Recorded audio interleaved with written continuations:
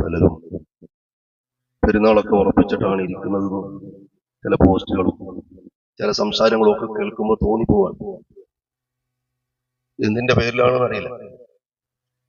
അങ്ങ് ഉറപ്പിച്ചിട്ടുണ്ട്.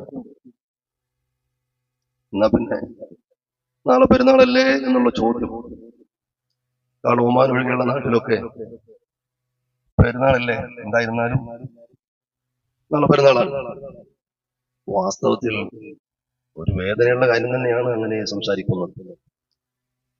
നാളെ നമുക്ക് നമ്മുടെ ചർച്ചയിൽ എപ്പോഴെങ്കിലും ഒരു നോമ്പ് കൂടെ കിട്ടുമോ ഉസ്താദേ, ഒരു നോമ്പ് കൂടെ നമുക്ക് കിട്ടുമോ എന്നൊരു സംസാരം പൊതുവെ കുറവാണ്. പെരുന്നാളായി പോവോ എന്നൊരു വാക്ക് പൊതുവെ കുറവാണ്. നാളെ പെരുന്നാളായി പോവോ എന്നതും ആണ് എന്നതും തമ്മിൽ ഒരുപാട് 2-3 ദിവസത്തെ വഴിയാത്ര ദൂരമുണ്ട്. നമ്മെ സംബന്ധിച്ചിടത്തോളം ഏറ്റവും ഗൾഫിലോ അമേരിക്കയിലോ ഒക്കെ പെരുന്നാളായി വിഷയമൊന്നുമില്ല. അതിപ്പോ പുതിയ കാര്യമല്ലല്ലോ, കാലങ്ങളെ അങ്ങനെ നടന്നുണ്ട്.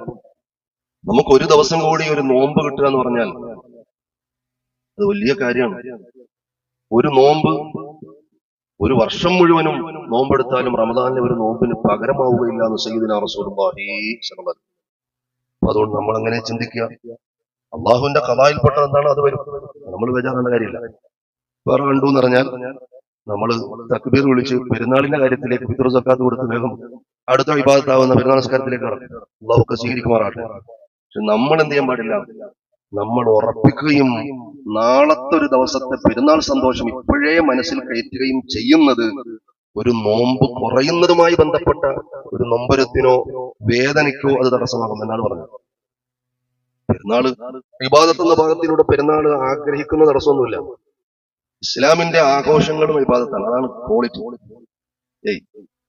മറ്റേത് മതക്കാരായിരുന്നാലും കുറ്റം പറയാനില്ല. അവർക്ക് സർവസ്വതന്ത്രരായി അവർ പൊട്ടിക്കാൻ കുടുംബസമേതം അവർക്ക് ആഘോഷങ്ങളുടെ ആർഭാടങ്ങളുടെ അടിച്ചു പൊളിക്കലുകളുടെ ഒരാഘോഷമാണ് മറ്റേത് മതക്കാരുടെയും ഏതെങ്കിലും ഒരു ദിവസത്തെ അവർ ഫോക്കസ് ചെയ്യുന്നത്.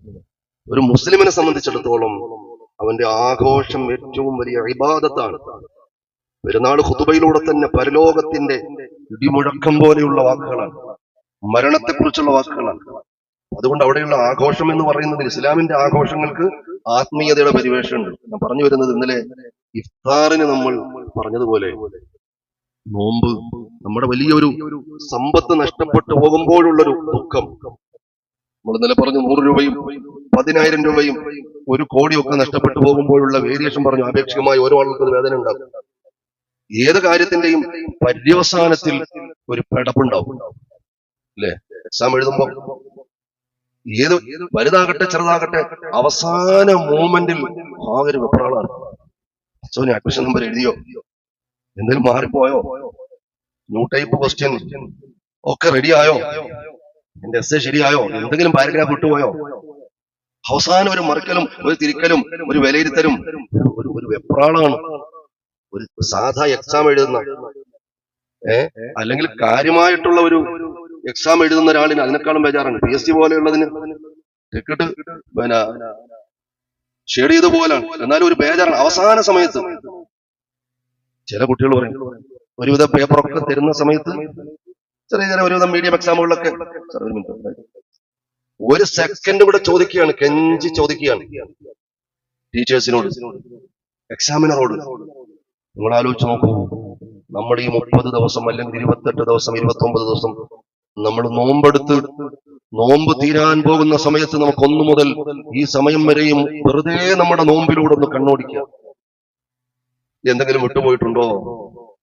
പരിഹരിക്കപ്പെടാൻ പറ്റാത്ത എന്തെങ്കിലും വന്നിട്ടുണ്ടോ? അബദ്ധങ്ങൾ വന്നിട്ടുണ്ടോ?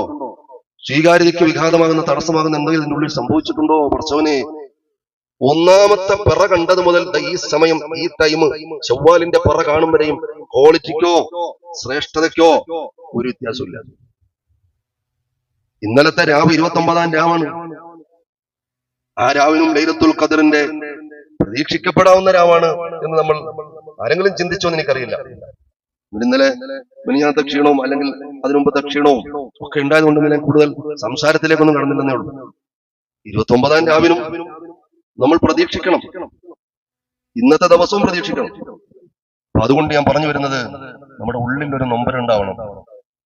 നമ്മൾ എവിടെങ്കിലുമൊക്കെ ഒറ്റയ്ക്കിരുന്ന് 2 മിനിറ്റ് അല്ലാഹുവേ എന്റെ ഈ വർഷത്തെ നോമ്പിൽ എന്തെങ്കിലും അപാകതകളോ കുഴപ്പങ്ങളോ എനിക്ക് പൊരുത്തപ്പെടാത്ത എന്തെങ്കിലും പാപങ്ങളോ അല്ലാഹുവേ വന്നുപോയെങ്കിൽ പൊറുക്കണം പൊറുക്കണം പൊറുക്കണം. റഹ്മത്തും മഗ്ഫിറത്തും ഇഅ്തഖും മിനന്നാറും ഒക്കെ അല്ലാഹു നൽകുകയാണ്.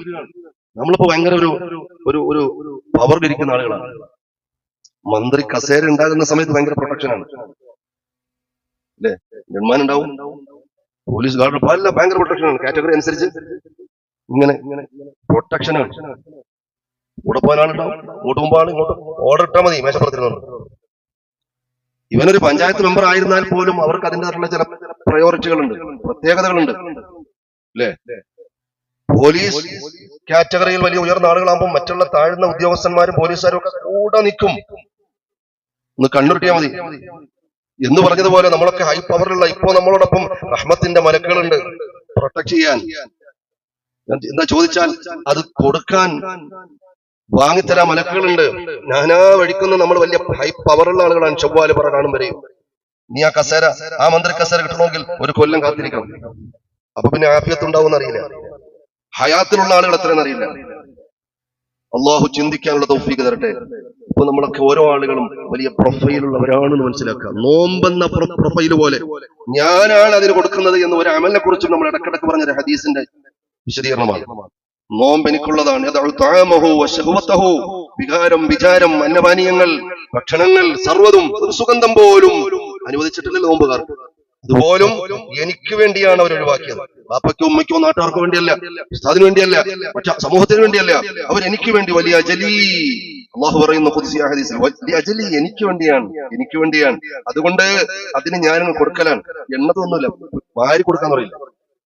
വാരി കൊടുക്കാന്ന് മറ്റേത് എണ്ണ കൊടുക്കുക, ഇത് വാരിയാണ് കൊടുക്കുക, എണ്ണൊന്നുമില്ല. അനാജസീബിഹി, അതിന് പ്രതിഫലം കൊടുക്കുന്നവൻ ഞാനാണെന്ന് അള്ളാഹു പറഞ്ഞതായി സാദിഖുൽ മസ്തൂഖ് സയ്യിദുനാ റസൂലുള്ളാഹി സ്വല്ലല്ലാഹു അലൈഹി വസല്ലം. അതുകൊണ്ട് ഇൻകേസ് നാളെ പെരുന്നാൾ ആണോ അല്ലേ, അത് ഞാൻ പറഞ്ഞു ആദ്യം പടച്ചവനോട്.